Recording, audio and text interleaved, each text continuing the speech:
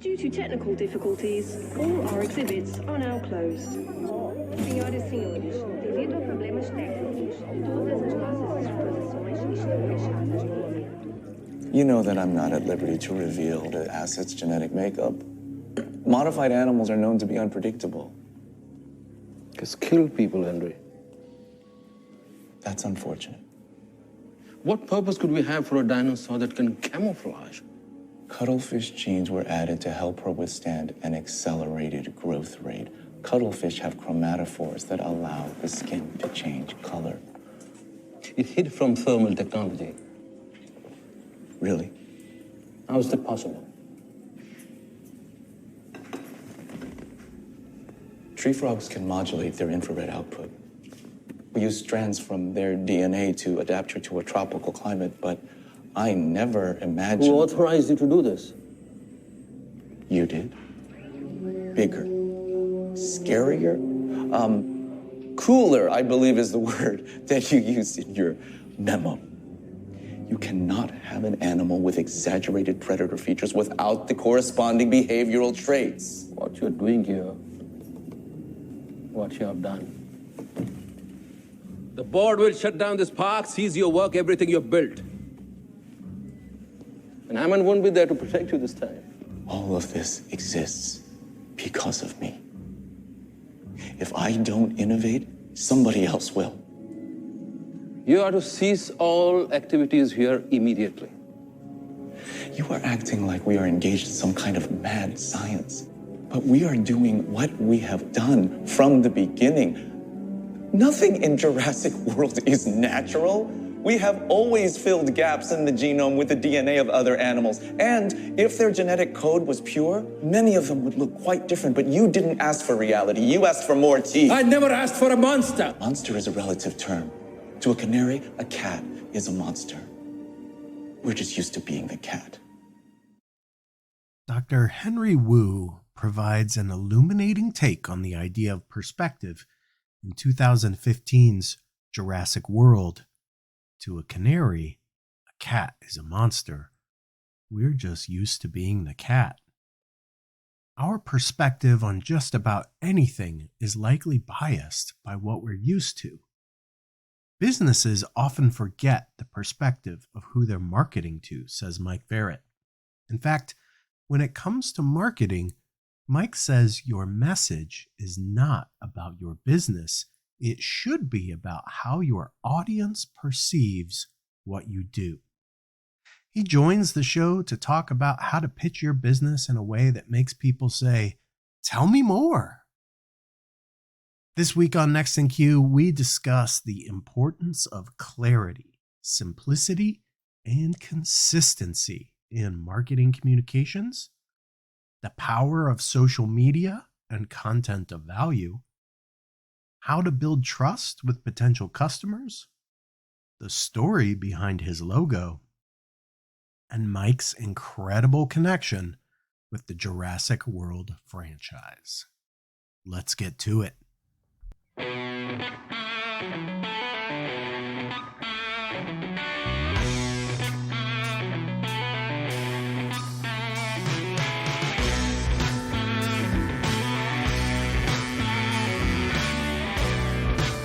Welcome to Next in Queue, the podcast for contact center and customer experience professionals. Next in Queue is brought to you by Happy 2 Vision. Eliminate blind spots and see right through every conversation with Happy 2 Vision. Learn more at happitu.com. Now, here's your host, Rob Dwyer. Mike Verret, you are next in queue. How are you, my friend? I am just excited to be this far up in the line. Ooh, in the queue. I like that. I like that.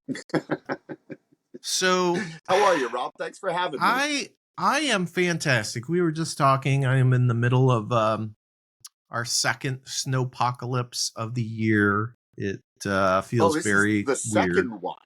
Oh yeah, this is number 2. We got a good 8 inches before Christmas, and now we're getting some nice, lovely snow post Christmas.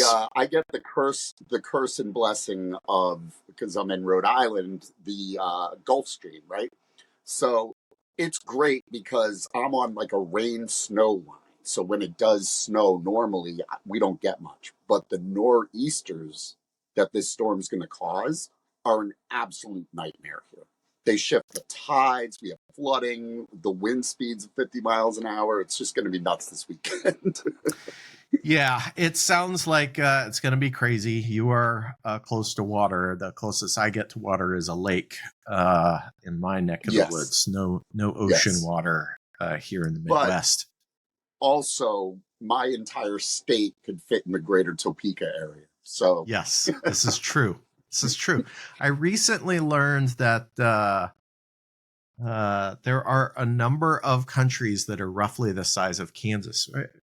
When you think about the United States, it's really, really big. And so there are a number of states that are larger than quite a few different countries. I'm intrigued as to how that happened, right? So you've got the original 13 colonies, and those are all going to be like, they're on horses, they've got carts and stuff, but they're not going to get too far, right? Then as you move west from the 13 colonies and south, you start to see the effect of what the railroad did. It opened up the ability to travel much further, and as a result, all the states are much bigger once you move west. Yeah, they absolutely are. That is my theory, and I'm sticking with it. It makes sense. Nobody can really argue it right now, so I'm sticking with it. I don't think I've ever had a conversation about the size of states on this show, but I'm glad that we could have it today. Ironically, we're the smallest state, and we have the highest percentage of coastline of any of the states. I did not know that. Fascinating. Well, there's little to no interior landmass. I'm on the water, and if I go west, north, or south 20 minutes, I'm in a different state. And then we've got the bay, the islands, the coastline. All of it adds up. That's why it's called the ocean state. Yeah, there you go. Well, thank you for joining me, Rob, from the ocean state to my oceanless state here in the middle of the country.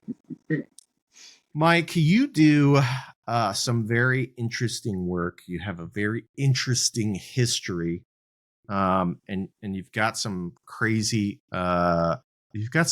stories out there to share.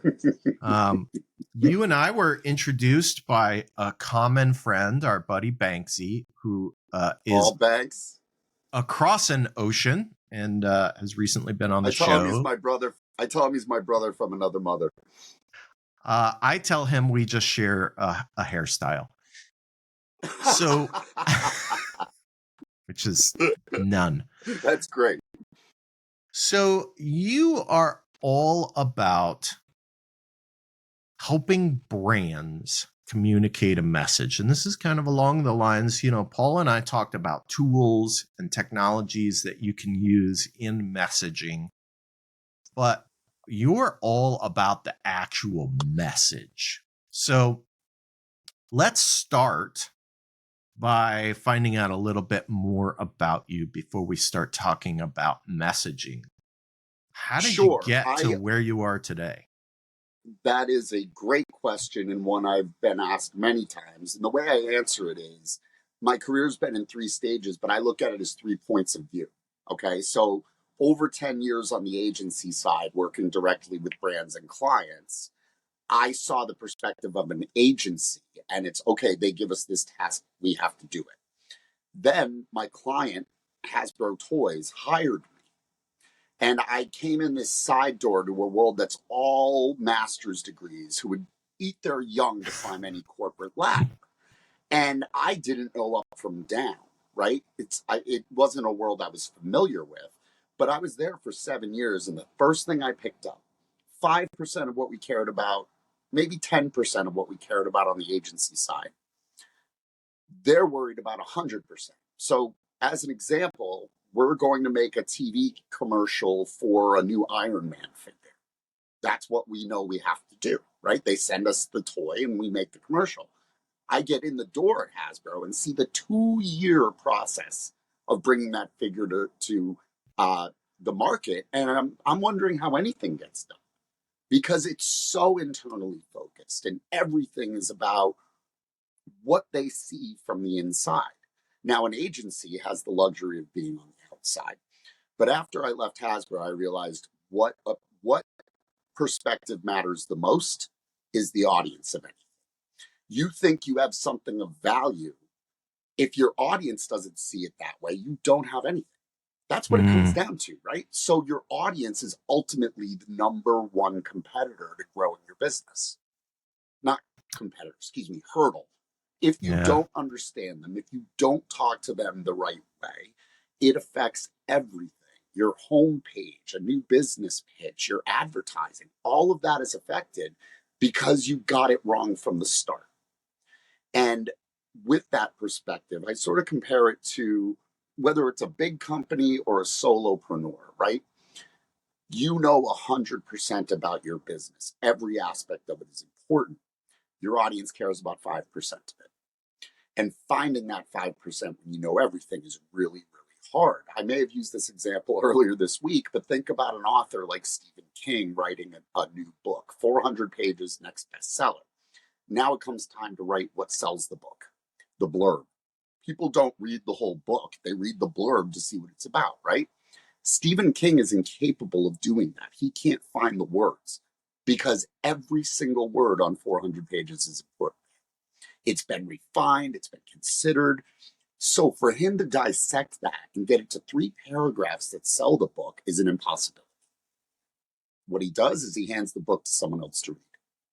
They read it. They see it through the lens, that 5% lens of the audience. And they write the 3 paragraphs. New book by Stephen King. Here's what it's about. Wait till you see how it ends. Stephen King can't do that. And every business suffers from that problem. They see it from the internal perspective, but it's the external perspective that really matters. That's where their audience is sitting. So it's sort of this competing force of what matters to an audience. You have to be first, best, or different. One of those 3 things is what resonates. First and best, hard to come by. Different is much easier when you have an outside perspective. From a business perspective, there's no business without show business, right? We are not who we normally are when we're in the business role. We're playing a role whether we want to or not. The words we use, the culture, the way we dress is not us in the real world, the human world. So we don't have a perspective solely because we're playing a role in the business. Sounds like a ridiculous paradox, but it's true. And as we have this internal view, and as we talk about it, words like ideate and KPI and synergize, like those are words those are things that are manufactured on the business level. We don't say, did you acquire those headphones you're wearing via an e-commerce platform? We say, did you get them online? Right? KPI is my favorite. Like if you and I got together in Kansas to shovel the snow, and then I'm like, I got to get home. My kids got basketball. What are your KPIs this weekend? Nobody says that. They'd say, what are you doing this week? What are you trying to get done? So just the mere fact that you're in the business changes your perspective, let alone doing the work. Where I come in is thinking and seeing things from an audience point of view. I can get down to a lowest common denominator, simple insight on how the target audience thinks. And from there, it's like answering the question, what do you do? There's a way your audience needs to hear that. They need to be engaged first. You got to, first 3 seconds, grab their attention. Then you've got to relate to them. Then you've got to solve their problem. Then you got to show them how you solve their problem. Then they're ready to hear about your services. Now, how many people do you know that don't, like everybody leads with their services, right?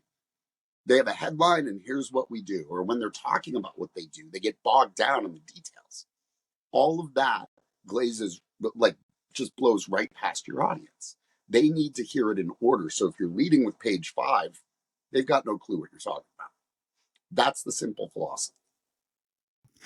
Yeah, it strikes me as often. By the way, I am going to start asking people what their KPIs are this weekend just to see what happens. I think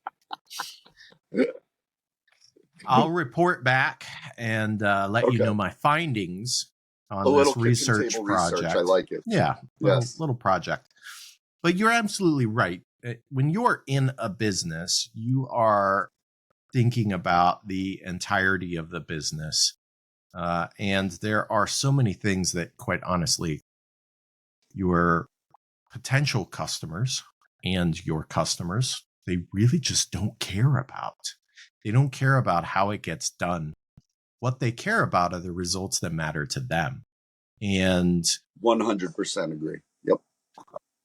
I think it's really easy for us to forget that. It's really, you would think it would be really simple for us to be able to communicate these things to customers and potential customers. And yet, if it were, Mike, you would be in a different line of work. Mm-hmm. Absolutely. Listen, it takes me an hour to solve the puzzle for somebody else. It took me months to figure out what the hell I did, you know? But I think overall, we spend a lot of time thinking internally, but the market has changed considerably, right? Amazon is singularly responsible for destroying brand power. That's my statement, my hypothesis. Because before Amazon, Walmart or whoever, they advertise, we got what you need, come on in, right? Amazon introduces ratings and reviews and it's game over. Because nobody is going to look at what the brand says anymore. They want to know what they are going to think about it, meaning the audience. And it's all displayed for them right there. You could sort responses by ratings, all of this stuff. So why would I pay attention to what the brand is saying? There was a commercial during, I think it was the Super Bowl a couple of years ago, and it was for Google. And it effectively illustrated a woman purchasing a blow dryer or a hair curler from a well-known brand without leaving Google. She searches for the product. It all shows up. She makes it. So where's the brand power there other than on the box? It's astounding to me. But the audience has 100% control. 100% control. That's the bottom line. And their choices. Go search something on Google and you're getting 1 million results in 0.3 seconds. I mean, there is a wealth of opportunity for all of the audience. And that was not the case 20 years ago. It was limited. Yeah. You know, I mean, they would have to go to a store to get something, or they could order it online at that point, but they were still controlled by the brand. Now everybody uses ratings and reviews, right? You go to Target.com, Walmart.com, every single product is set up that way. But it's because they had to keep pace with the retailer who broke brand power. Yeah, I'm curious if your view on how you communicate with an audience has changed as the marketplace has changed. And it's not just for goods and products, right? Services are the same way. If you're aligned with a SaaS product like I am, there are services out there that provide ratings just like Amazon provides ratings. So those dynamics hold no matter what type of business that you're in. So how has your mindset around communication shifted as the market has shifted? What I saw as the market shifted was actually a lot of complication from the business side, but the audience side doesn't care. It's the same action of search, find, click, do what you need to do. If it's not the right thing, go back. There's no person who's ever used Google that doesn't know what that is, right? But it's really overcomplicated things for especially smaller businesses, but certainly all the way up the ladder, how they get found and how they get seen is a totally different ballgame, right?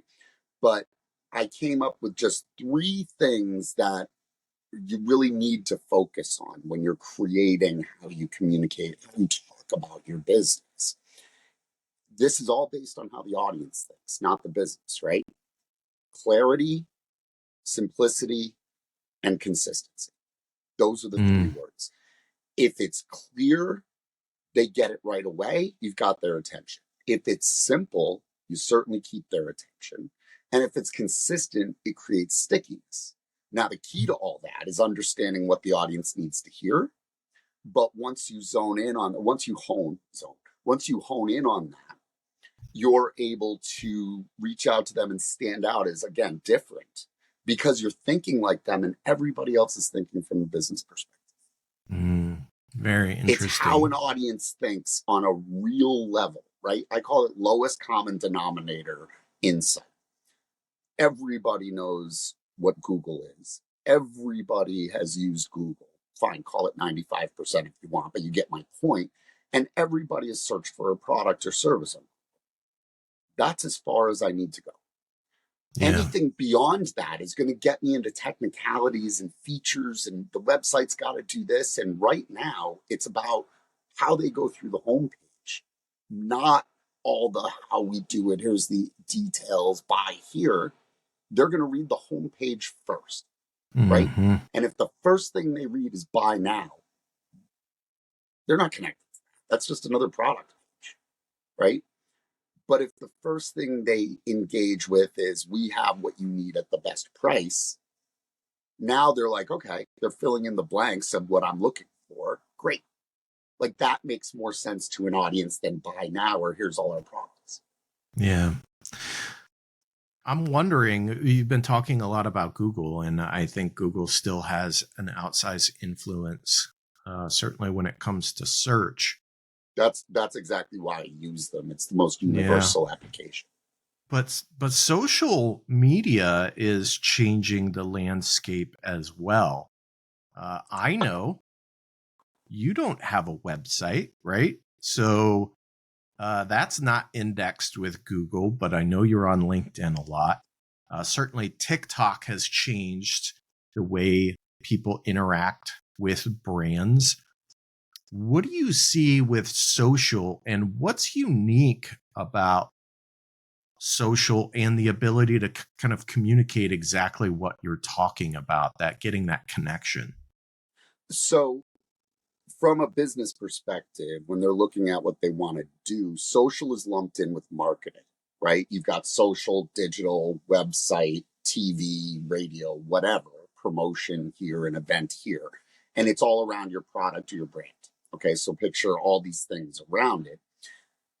You need to be able to separate all the stuff that's like sales oriented and you're spending money on media and that kind of stuff, production, versus social media is about one thing, content of value. That's it. Nothing else matters. Now you go to TikTok looking for something. Are you going to watch it if it's not good content? Or are you going to look for something similar that engages you, right? And that's how we use social media. We'll scroll through stuff that we look at often, right? And the ones we stop on are the ones that resonate with us. And we, like, if you're scrolling social media, your thumb stops on something for a reason, right?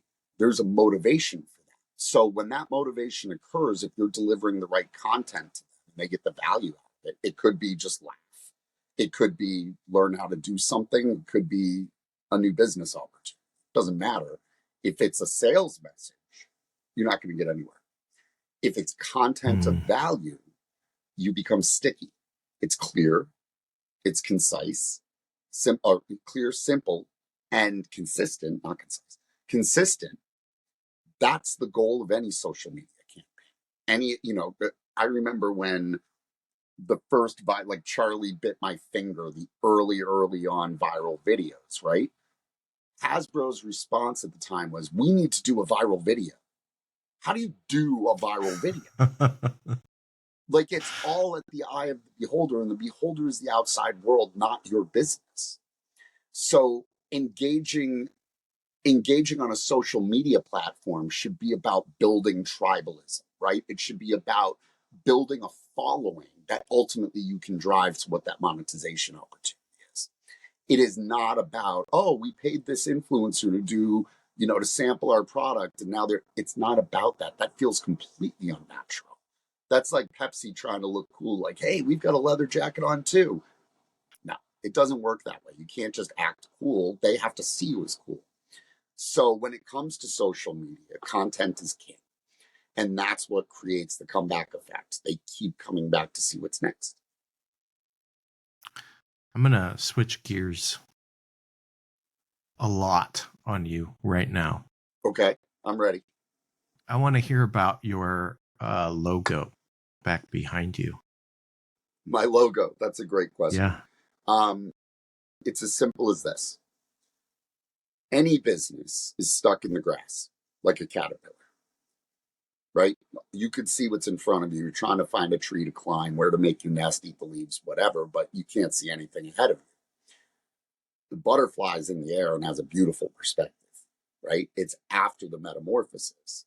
But imagine what you can see from it. You know exactly what the tree is. You know exactly where the best leaves are, and you can see the full path to get there.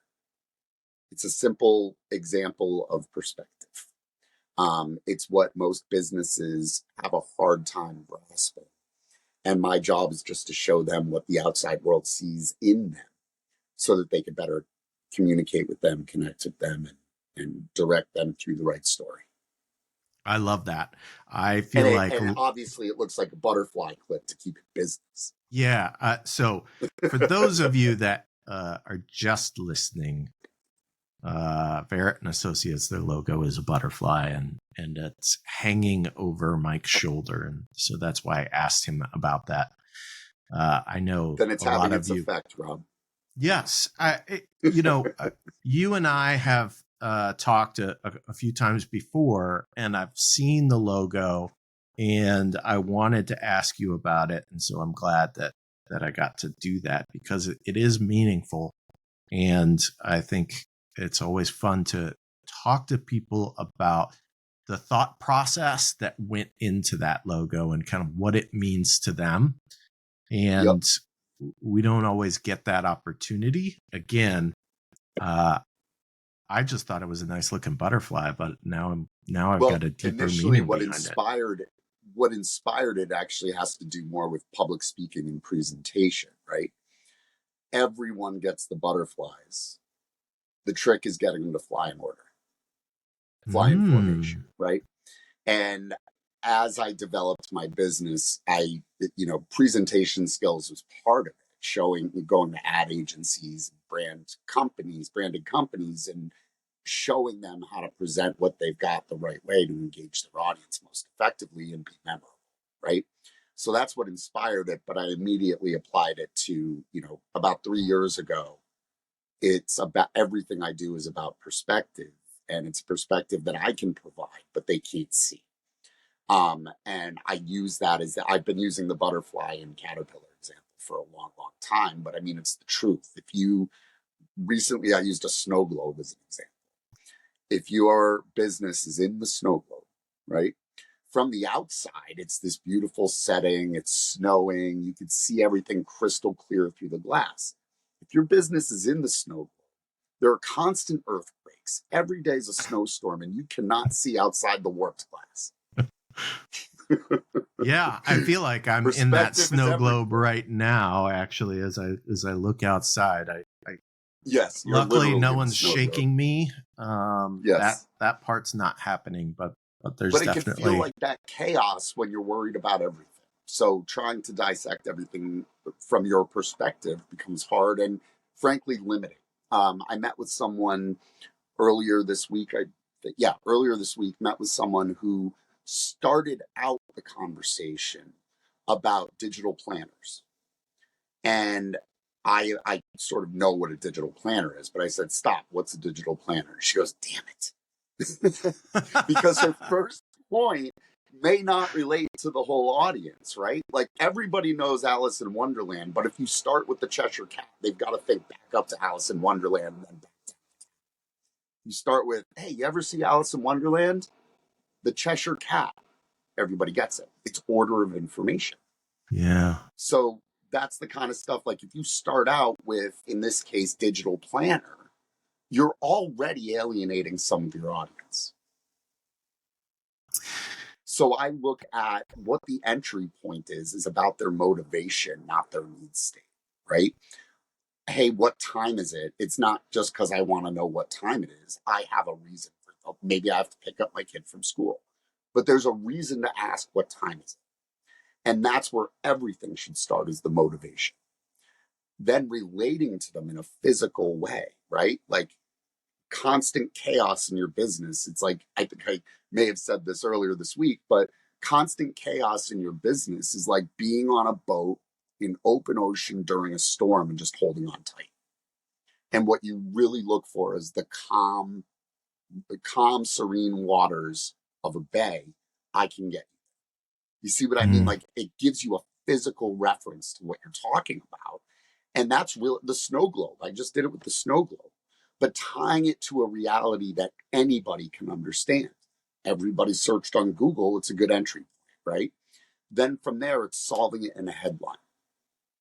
You know, it's not going into this long description. It's still not your services yet. Solve it in a headline. So they say, great, you've got a solution, and they read down.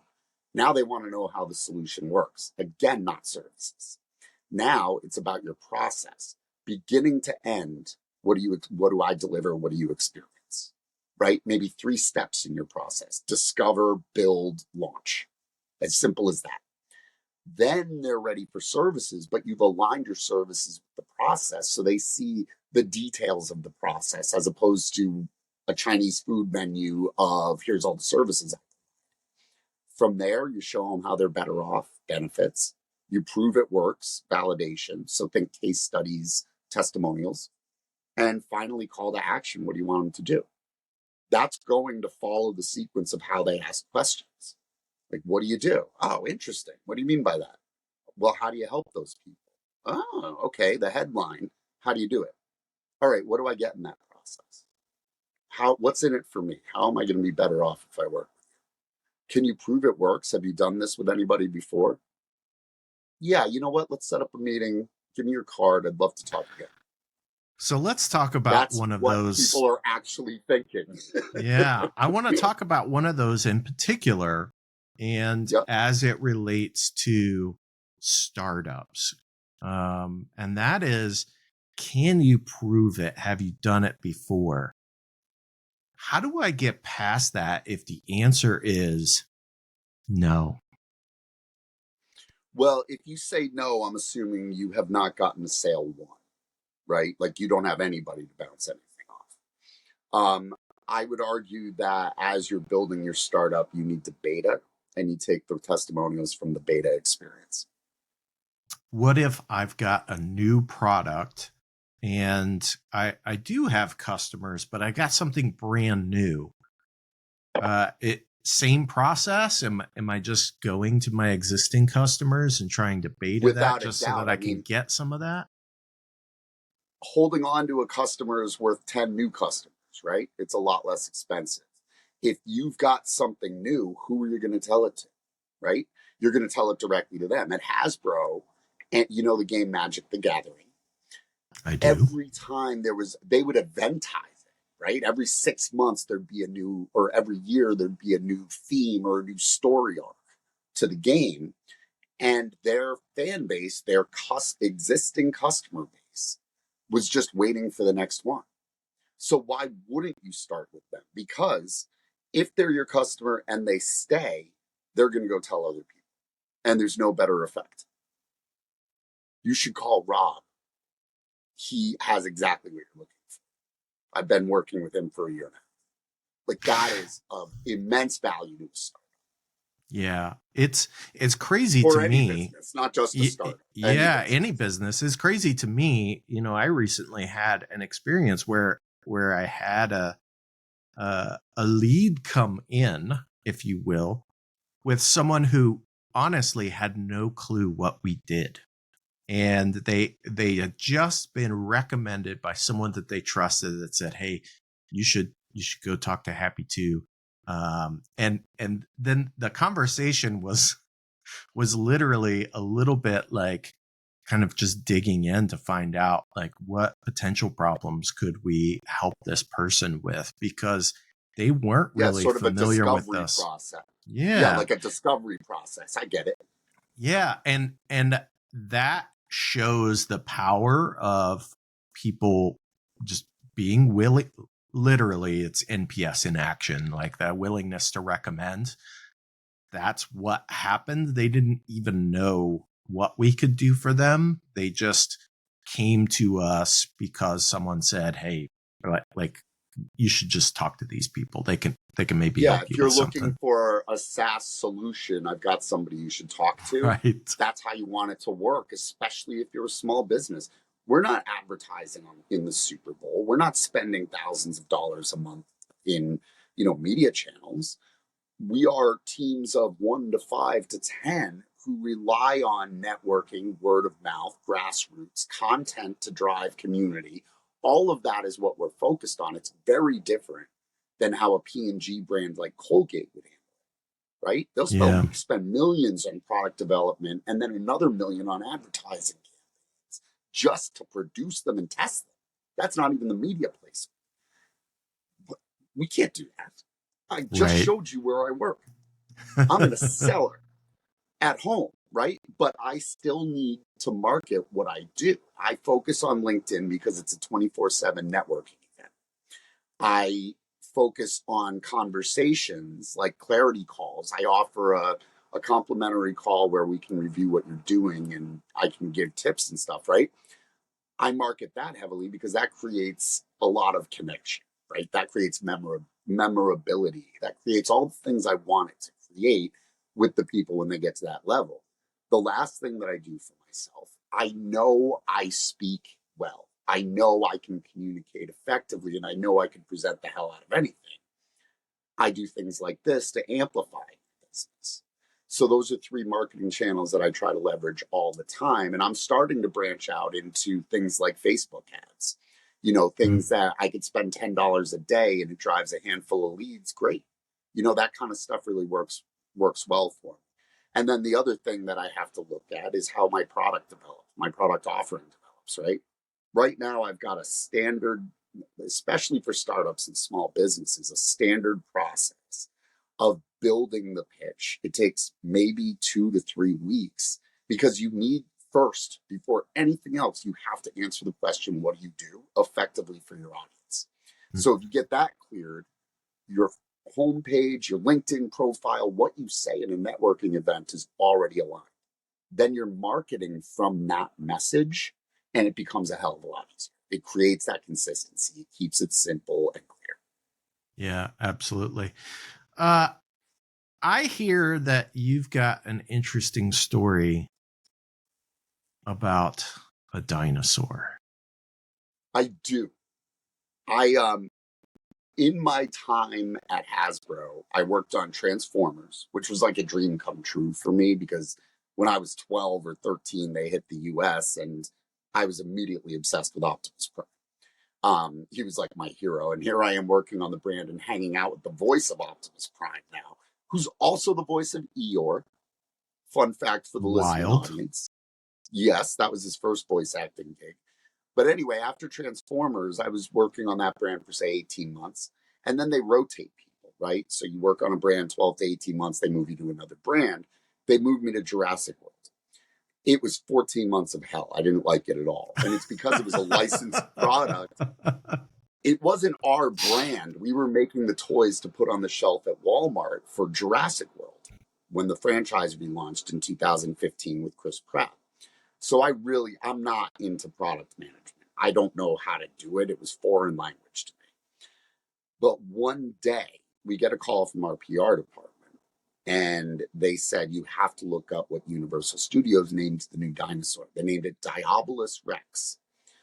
I jump on Google, I look, quick image search, president of the Church of Satan is named Diabolus Rex.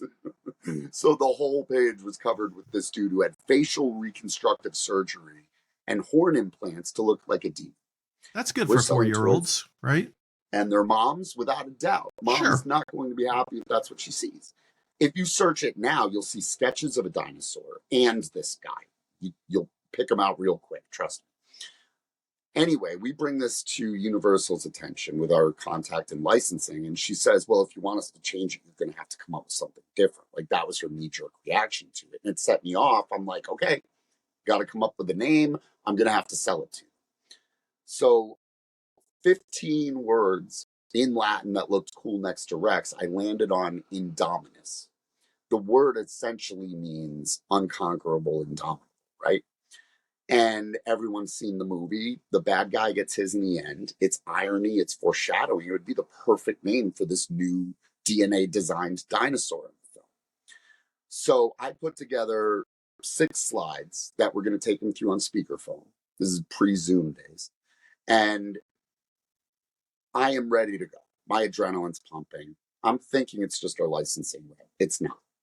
VP of licensing, marketing director, and a script writer are all on this call. And instead of like shying away, I leaned into it more. Like I was bubbling. They say, okay, we're all here. What do you got? And I'm ready to go. The name we recommend is Indominus Rex. And I'm not kidding, Rob.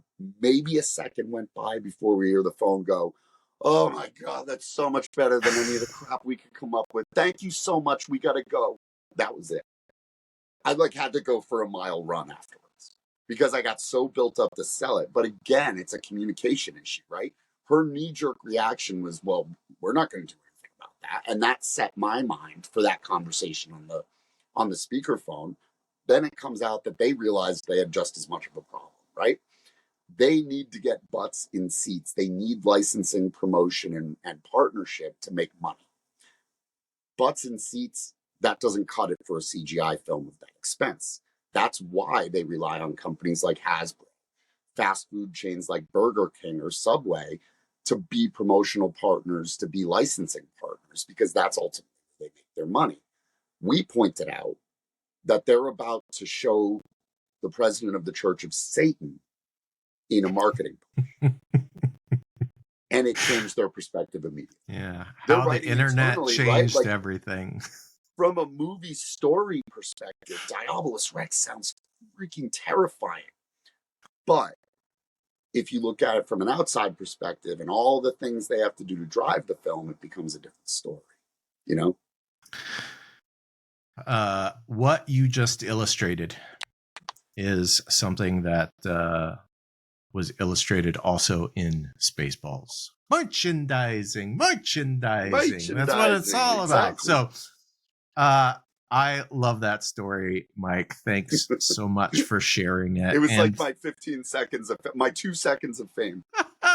Hey, you got to take your seconds where you can get them. It makes for a good story, if nothing else. It does. Thanks so much for joining Next in Queue. I really appreciate the conversation. And hey, stay safe as the weather rolls your way tomorrow. Yeah, don't send us your rubbish, dude. We don't want it. I don't want it either. So, it's coming your way, whether you want it or not. Send it over. I'm happy to take it on. Rob, thank you for having me on. This is great. And, anyone listening, if you're just up for fun conversation, reach out. I'm happy to give you some insights and tell you other silly stories. And as always, check the show notes. You'll see Mike's LinkedIn profile right there. You can just jump to it and send him a message. Thanks, Mike, and have a wonderful weekend. Thanks, Rob. You too. Next in Queue is brought to you by Happy To and is produced by me, Rob Dwyer. If you enjoy this podcast, please by all means subscribe and or rate this podcast in iTunes or your favorite podcast app. But more importantly, please tell just one person about this podcast. Word of mouth is the best way for people to discover new content. As always, thanks for listening.